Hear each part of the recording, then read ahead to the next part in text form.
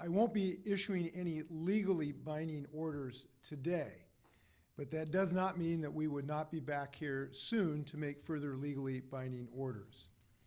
And we understand that perhaps the force of law will not be necessary if Washingtonians act with the force of compassion, in the force of responsibility, in the force of a sense that we are indeed all in this together. We remain concerned that some of our state are not taking the measures that are absolutely necessary to preserve health and life and limb in the state of Washington. It is not rhetorical or hyperbolic when I say that everyone needs to change their behavior, change the way we live temporarily if we are going to prevent significant loss of life for the people we love in the state of Washington. And when I say everyone, I mean, frankly, everyone, because we all are potential transmitters of this virus, and we all, to some varying degree, are potential victims of this virus. And if anyone is living a normal life today, you are not doing what we need to do for you to do if we're going to save lives in this state. We are still seeing people behaving as if this virus was not a mortal threat to people in this state. Although I laid out orders last week for people to stop eating in restaurants and going to bars and other gathering places and put limits on large gatherings, we are still seeing people ignoring both these orders and common sense about what it takes to protect our loved ones. I've got to be unequivocal about the orders that are in place.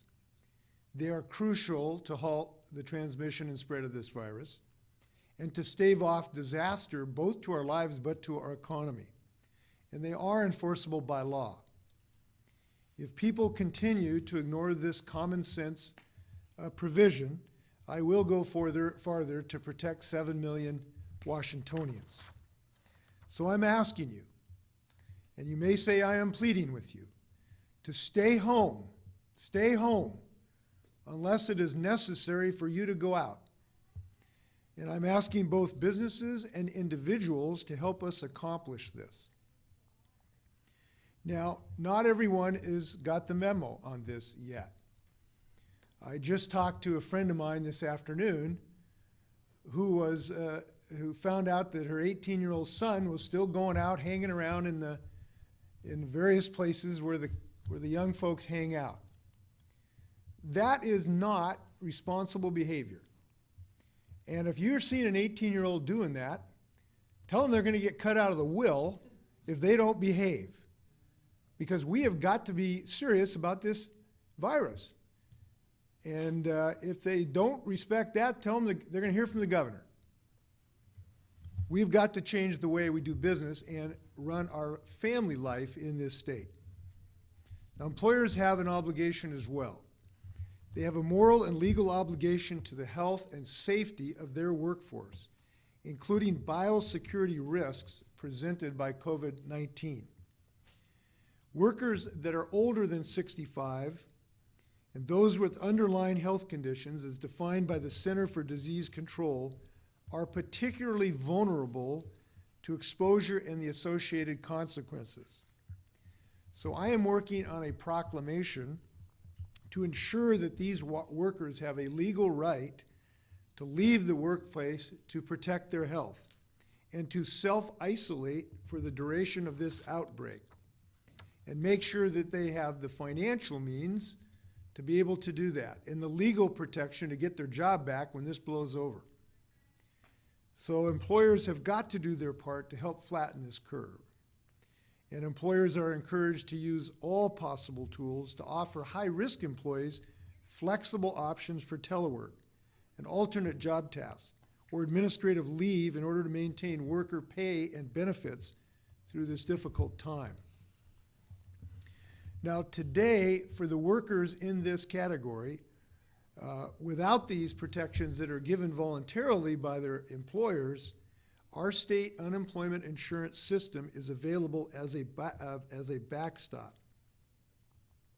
And we're working hard on establishing the guidance necessary to protect workers and support businesses in this regard.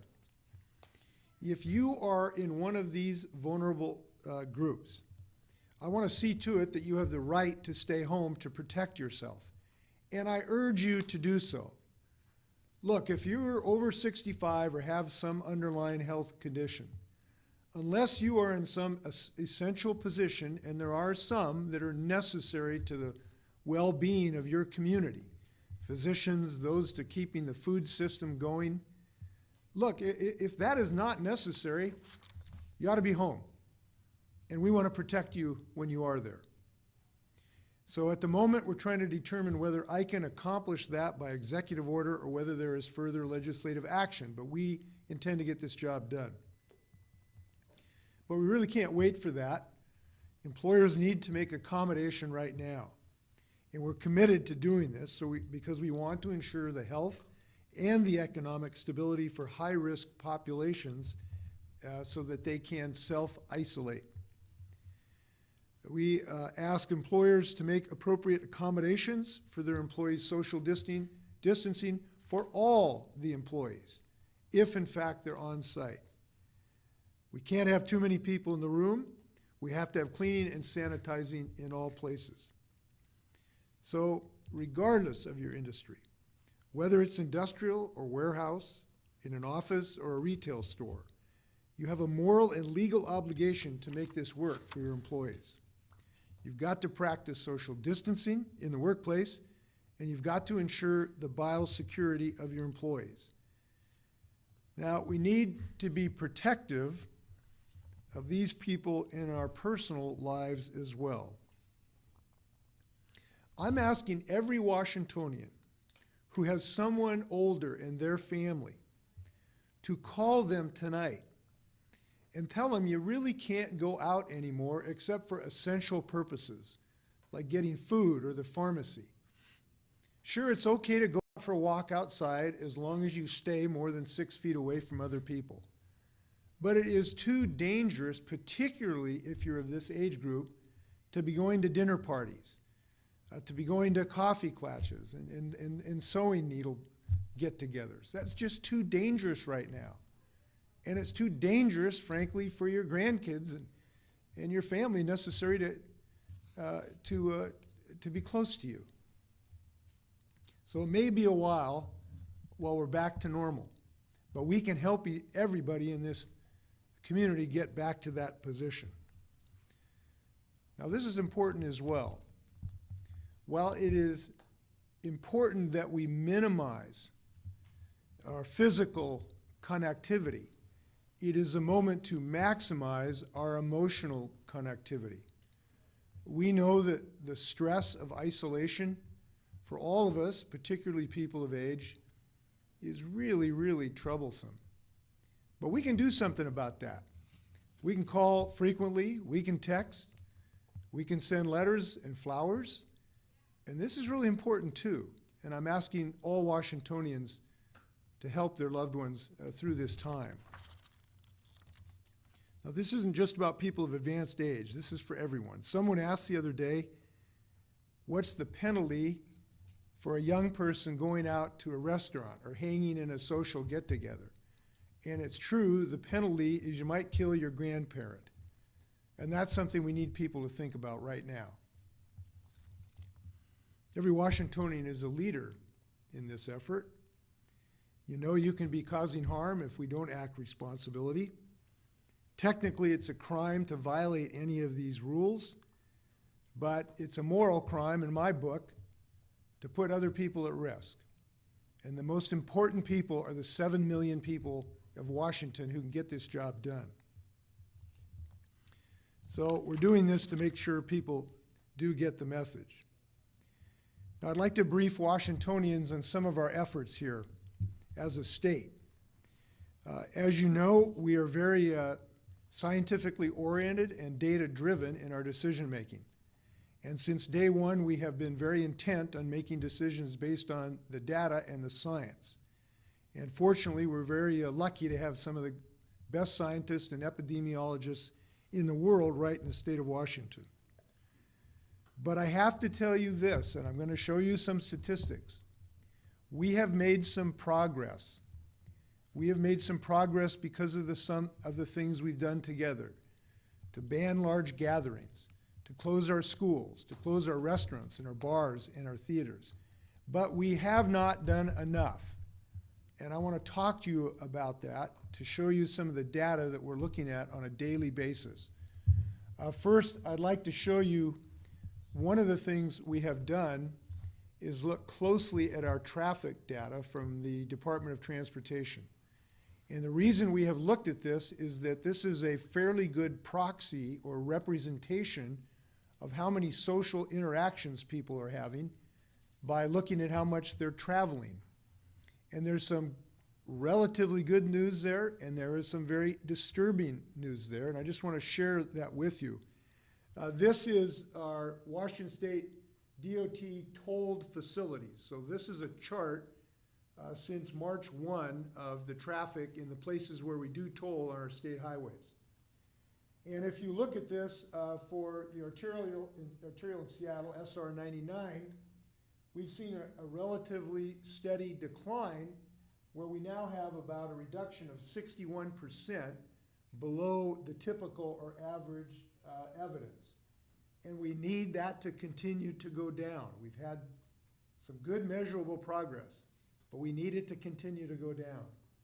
On SR 520 on the bridge, we have seen again fairly consistent reductions over time for the last 18 days, down now to 59% less than typical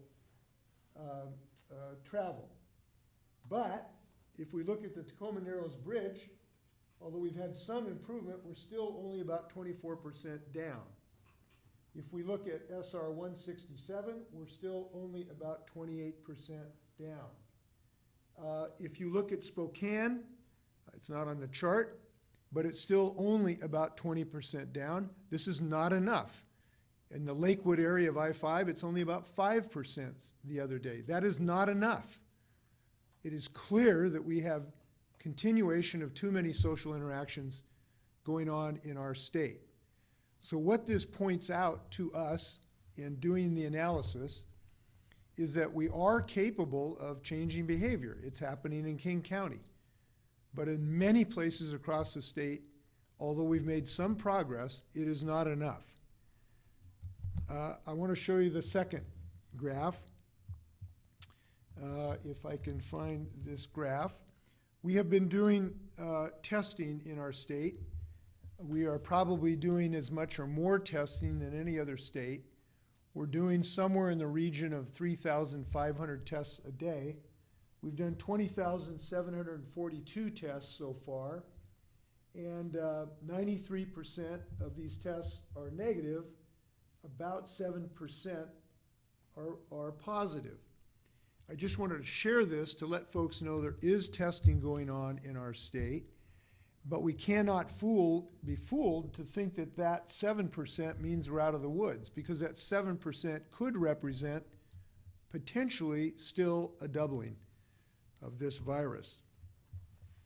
So these facts do not give us sufficient confidence that we have in any way, shape, or form beaten this virus.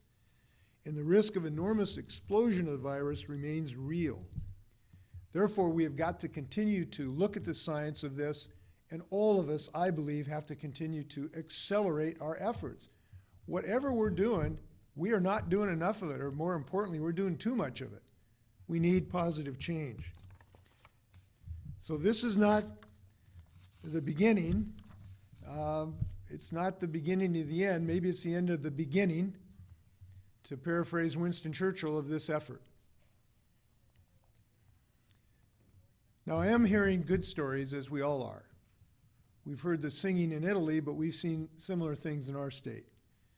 I heard about Representative Marcus Riccelli from Spokane, who teamed up with a local business to distribute over 1,000 meals to families in Northeast Spokane last week, while the Spokane School District got their food program up and running.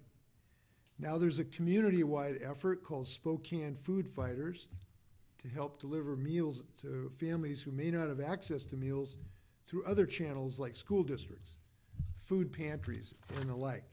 It's just one example of the amazing kindness and support throughout the state of Washington. We've had some good news in our efforts to build our medical and hospital capacity. And I'm going to look for those numbers here that should be available in a moment. I will get them. Let's see if we can find these numbers here. I know in our ventilators, we need more ventilators. We have about 200 on order from a Massachusetts firm and about 18 from another location, but we need to accelerate that effort. David or Tara, we have somewhere the numbers of some of our PPE here. Oh, I'm sorry, yes, we have a chart here. I'm sorry about this. Yeah, I just wanted to let people know about the progress we're making on personal protection equipment. This is vital for so many different folks in the state of Washington right now. We just got some good news this afternoon. We will be receiving in the next few days 1,600,000 N95 respirators. This is absolutely critical. We're going to have 560 surgical masks coming in, 12 million disposable gloves, 650,000 disposable gowns. By the way, we think we're going to be able to make some of these gowns in our prison industries, actually, and 74,000 canisters of disinfectant. That's coming from the federal stockpile. I spoke to the Army Corps of Engineers today, and they are on duty, ready to assist us in preparing both additional hospitalized units, but also helping to prepare for isolation facilities for people who are homeless and the like. And we appreciate that assistance. So this work is ongoing, but as I've said, it's going to take us all to buckle down with more robust, more comprehensive, and more dedicated efforts. And I'm going to ask Washingtonians to do all of that. With that, I'm happy to stand for questions. Okay, we're going to start with Rachel from AP. Governor. Rachel. Hello. So Secretary of State Kim Wyman has asked for the postponement of the April 28th special election, citing in part concern about the election workforce, especially those who are older. Given the guidance that you've just given today on older workers, have you made a decision yet on whether to use your authority to reschedule those elections? I have not, and I'll be talking to the Secretary about her thoughts in the near future. So we'll have an answer to you shortly, I hope.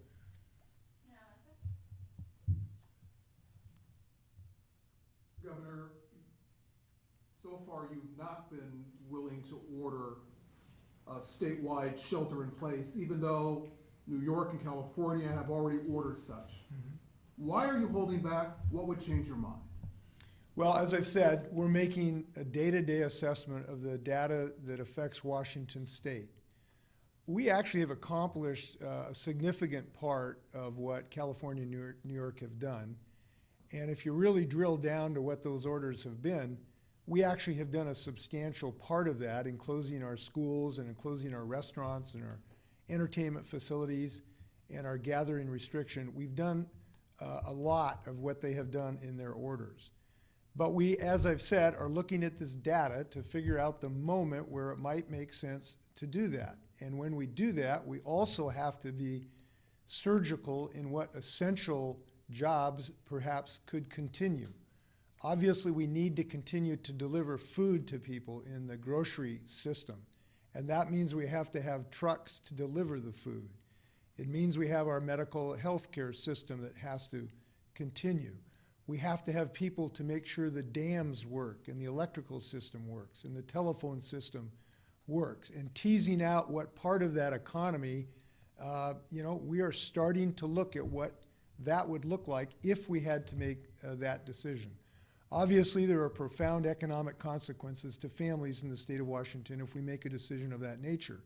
So we are evaluating whether we think we can achieve the goal of preventing massive loss of life here. And right now, we're doing a lot of positive work. And what I want to reiterate, to avoid something like that, we need powerful volunteers in the state of Washington. We need everybody to volunteer to be part of this Army. And if they do that, we might be able to avoid those further decisions that other states have had to make. And latest on the hospital ship? So we have requested the hospital ship. We've made a powerful argument that unfortunately our state will be the first state that has a health system that is severely challenged. And so it is our position that the best place to do that, to put the ship, is the first place that will have tremendous challenges. We're in good contact with the Department of Defense. There's been good discussions about this. My sense is that this is being looked at very carefully. There are also medical assistance from the U.S. Army that we've not ruled out as well. We've also asked for a 750 bed Army field hospital that could also be a benefit. So one way or another, we would like to have substantial medical assistance. We need that. We need thousands of beds. And we do believe that the Mercy would be best deployed where it is most needed first, and that is Puget Sound. Now, there may come a later date when the wave has hit us and maybe is on the receding end, that it goes back to another place as the wave hits somewhere else. But we're going to be as powerfully forceful on this, and our state delegation on a bipartisan basis has been very active on this. I appreciate their bipartisan efforts. Now we're going to go to Joe with the Seattle Times. Yeah, Governor, the equipment that you just mentioned, like the ventilators, the N95 masks, the gloves and gowns, do you have estimates when they're going to be here in the state? Are we talking 1 day away, 1 week away, 1 month away? So my understanding is it's potentially as early as this weekend, and that's important because hours are important. Look, we've got people all over the state in hospitals and clinics, you know, and emergency workers that really desperately need this. So we're very happy. Just about an hour and a half ago, we got a notice that these are, if not on trucks and trains, on their way. So that's very important. Yeah, so this list I just read to you is, we were told, should be here this weekend. I want to reiterate something I have not had a chance to talk to the media about, and that is a really important part of this effort to make sure that we have access to enough of these measures is that we really do not do further elective surgery or unnecessary medical or even dental procedures so that we can stockpile that personal protection equipment for when we really, really need it in the upcoming days. So we issued an order on that yesterday. I'm pleased that we have a lot of people pitching in. The Dental Society actually made essentially this decision on their own, which we really appreciate. We just need to not be using this unless it's really necessary right now. So if your elective surgery is rescheduled, I know that'll be frustrating to people, but this can really save lives in the next several weeks. Now we're going to go to Jim Drew with the News Review. Governor had a question about the enforcement. Jim, can you speak up, please? Yeah, Governor, I had a question about the enforcement effort. Chief of Staff mentioned an example where someone was waiting for takeout and they were offered a beer and standing at the bar drinking a beer, which is not acceptable. Are there ways to actually enforce what you've already instituted? And then if there is a stay-at-home order, what would the enforcement piece look like for people who don't understand that they could kill their grandparent? Well, all of these orders, it is a criminal infraction that could be prosecuted if necessary, but this should not be necessary. Look, people ought to understand they got loved ones, and all of those loved ones are at risk if we don't follow these common sense things. Now, the vast, vast majority of people in Washington are honoring these orders, the vast majority. I think the thing that we're short on is the individual decisions we make in our daily basis that we shouldn't have to send the National Guard out. And that's when people are going out to dinners where you really don't need to go out in big dinners right now. It means, you know, if you're a teenager, not hanging with your friends in close proximity. It means calling your grandparent and say, Grandpa, it's just too dangerous for you to be hanging in close proximity with people right now. So I'm going to call you every day and get you a good book to read and try to keep you alive. And so that's really the most powerful thing we need here. I've seen it in a lot of places, but as these charts indicated, not enough. So we need to really put pedal to the metal on this effort. Now, 213. Yeah, I'd love to ask a question because I was the one at Alki Beach yesterday. Mhm. It was wild. It looked like the summer. And I was talking to those folks, and there's kind of a flippant attitude of this because what doesn't impact you and Mhm. it hasn't impacted you. It's kind of hard to wrap your head around it.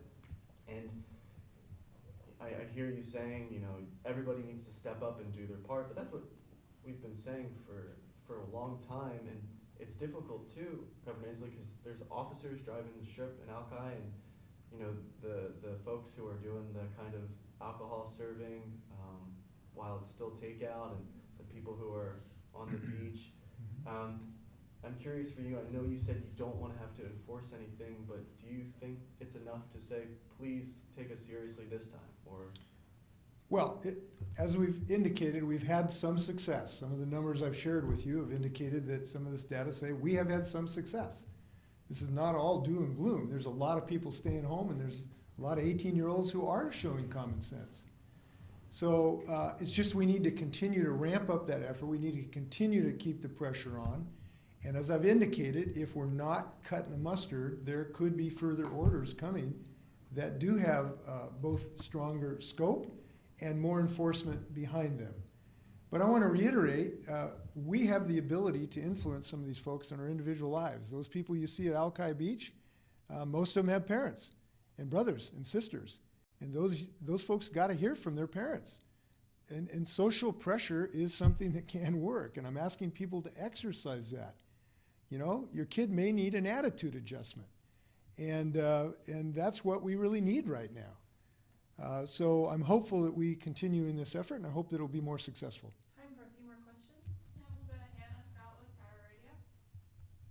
Hi, Hannah Scott with Cairo Radio. Governor, are you doing everything you can to stop or slow the spread of the coronavirus in Washington State today? If so, please explain how. Well, we are doing everything that is good for the health and safety of the people in the state of Washington. As I've indicated, we were one of the first to legally ban large gatherings, and we have now decreased the size of that. We were one of the first to close our schools, which was a very difficult decision, I can tell you.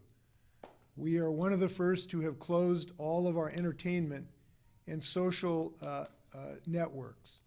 We're one of the first to have some degree of significant testing here in the state of Washington, although there's much more to do. We are providing good unemployment compensation, including making sure people can get it as soon as possible. Now, I know we have some delivery issues. People are very frustrated about this, but we removed the legal 1 week requirement to have to wait. And now we're bulking up. We're hiring 100 people to try to accelerate getting that money out the door. We have made good decisions, very rapid ones, to get $75 million out the door of the 200 that has been appropriated. We have a vigorous effort to build up our medical capacity, some of which I talked to you about. And I'm exercising every ounce of the bully pulpit authority that I have to try to help us all become unified in this effort. And there may be additional orders that become necessary.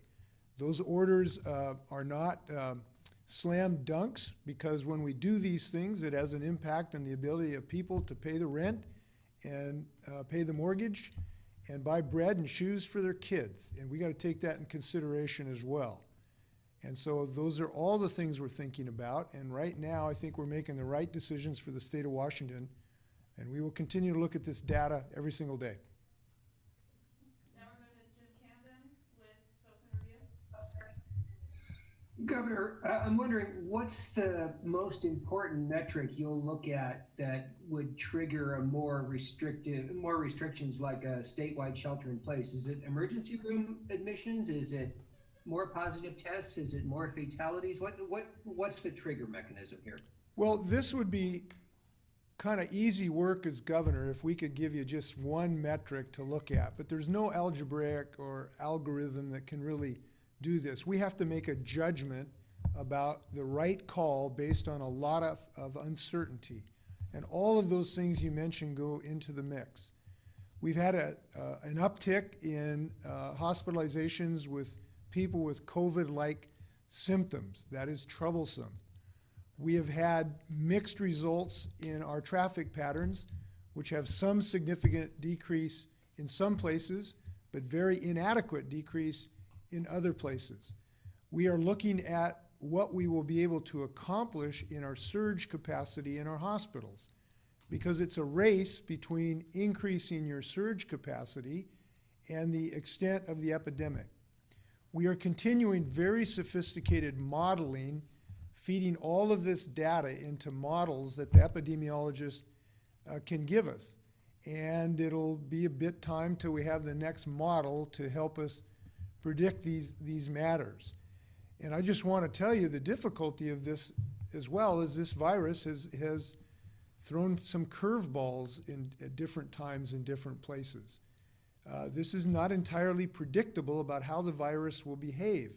It appears to behave somewhat differently based on where it is and what population it is working in. So all of those things are important. We're going to continue to make the best judgments we can, and I think you know how seriously I take this. Then we have time for one more question. It'll be Jerry with Ever Herald. Governor, I wanted to go back to your comments about the businesses. If you could clarify one point about whether you're taking or signing a proclamation to give workers the legal right to leave the workplace to protect themselves, and related to that, one particular business in Snohomish County, Boeing, a number of its workers have called for shutting down the Everett plant because of the number of employees who have been diagnosed with COVID-19. What's your, do you think they should shut down that plant? Jerry, for if you could weeks? bear with me just for a moment. Tara, I have a piece of paper on my desk. It has a name of this fella I want to cite. Could you see if you can help me with that? Thank you. So yes, the question about Boeing is connected to the whole rest of the state's economy, as you know, and it is not the only place, but obviously a huge part of our economy and the workforce. We generally would think that we would think of Boeing as we do other large employers, both from the safety of their employees' perspective and the economic impacts to families if they do have to close. So what we're doing today is to tell Boeing employees and all employees that we want to protect you if you're over the age of 65, or if you have serious underlying medical conditions. You ought to be able to stay at home and keep your job and get unemployment compensation. Now, for the rest of the employees, the decisions have not been made. We have not made a decision yes or no on that, and we evaluate these on a daily basis. So the possibility exists. We have not made that decision categorically, and that decision will be based on all the data that we continue to get hourly. Do you have that just for a moment? No, that wasn't it anyway. Okay. Do we have another question? Okay, I want to thank people for their continued effort. I want to repeat that we're going to get through this. I think people understand that. All of these things we've asked of Washingtonians are temporary with permanent consequences. So I'm hopeful in the days to come we bend to this task, we get through this together, because we know we are going to get through this together. Thanks a lot.